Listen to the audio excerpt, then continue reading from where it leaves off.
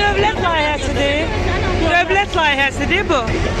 Dövlət Allah layihəsidir. bizim param yine sen Allah şeyler var. Nihat'ın değil mi?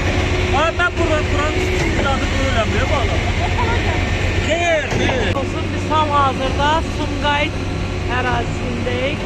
Nəzərdə çatdıraq ki, burada görmüş olduğunuz gibi elə digər saytlarda bildirildiği gibi parkın içərisində belə bir tikinti başlanılıb və bu ərazidə bütün ağaçların təhvilə start verilir.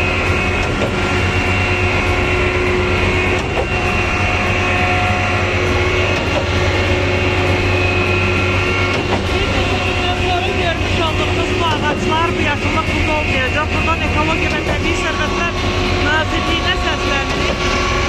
Hal-hazırda bu ağaçlar üçün çox ciddi və böyük təhlükə var.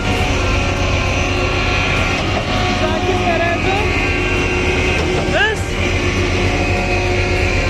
belə deyək, verdiği sözü sakin qalaraq buradaki bütün ağaçları məhv edərək yerini tikinti şirkətlərinə satıb.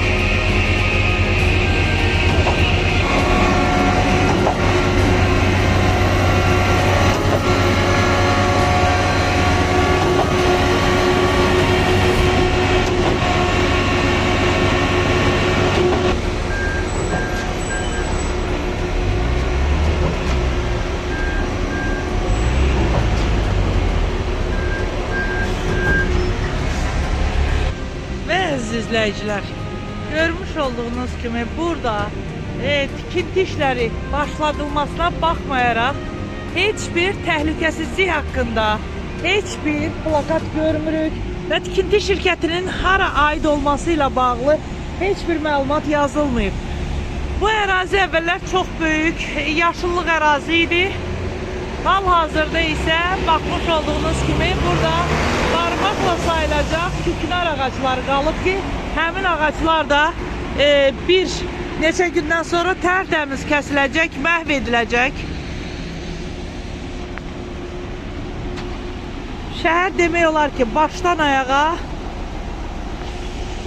betondan ibarət olacaq. Yəni burada heç bir yaşıllığa rəvac verilmir, qoyulmur ki, bir dənə belə olsun, yaşıl ağac qalsın. Əsas Zəkir Fəracov üçün olan əsas tikintidir və tikintidən alınan puldur.